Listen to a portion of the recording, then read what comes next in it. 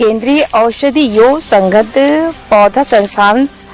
सीमैप में आज सोमवार को किसान मेला आयोजित किया गया। इस मेले में उत्तराखंड समेत देश के कई राज्यों और नेपाल के किसान शामिल हुए। किसान मेले में औषधि संगत पौधों से संबंधित नवीनतम कृषि प्रसंस्करण तकनीकों और औषधियों पौधों पर विस्तार से चर्चा की गई। किसान मेले में किसान वैज्ञानिक परिचर्चा, औषधीय संगत पौधों का प्रदर्शन, गुलाब जल व अगरबत्ती बनाने का प्रशिक्षण, औषधीय और संगत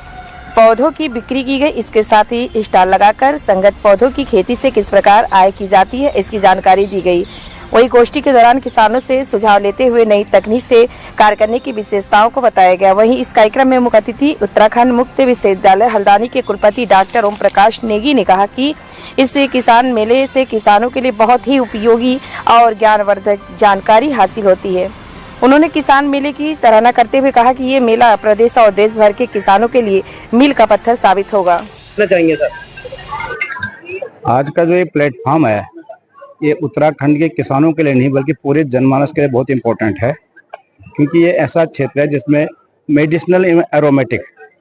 कि जिसमें पूरी हमारे जो है खेती किस तरह से हो सकती है, हमारा स्वास्थ्य कैसे बन सकता है, उनके पौधों के बारे में पूरी जानकारी दी गई और ये पौधे यहाँ कैसे उग सकते हैं इसके बारे में जगह जगह से इन्होंने स्टॉल लगाए, नए नए लोगों को वहाँ बुलाया और पूरी प्रजातियाँ कितनी हैं उनके बारे में लोगों को बताया। देखिए, जो किसान मेला सीमैप पंतनगर में आयोजित किया गया है,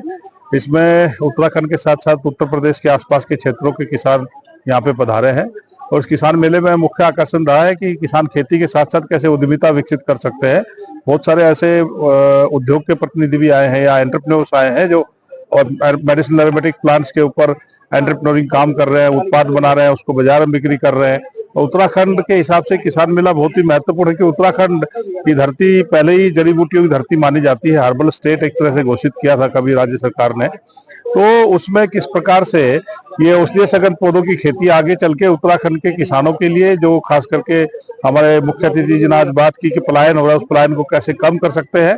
और जो किसान है वो किस तरीके से एंटरप्रेन्योरशिप उसमें विकसित कर सकते हैं, किस तरीके से उसको बढ़ा सकते हैं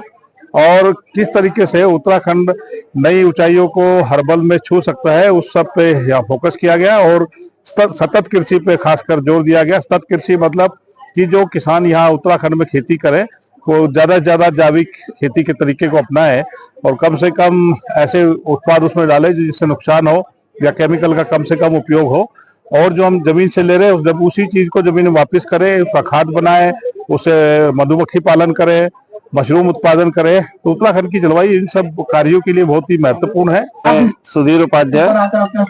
बदायूं यूपी से हूँ। मैं लगभग सन 2013-14 से मेंथा की खेती में आया, लेकिन 17-18 के बाद मैंने सीमैप का एक मेला लखनऊ में ज्वाइन करा।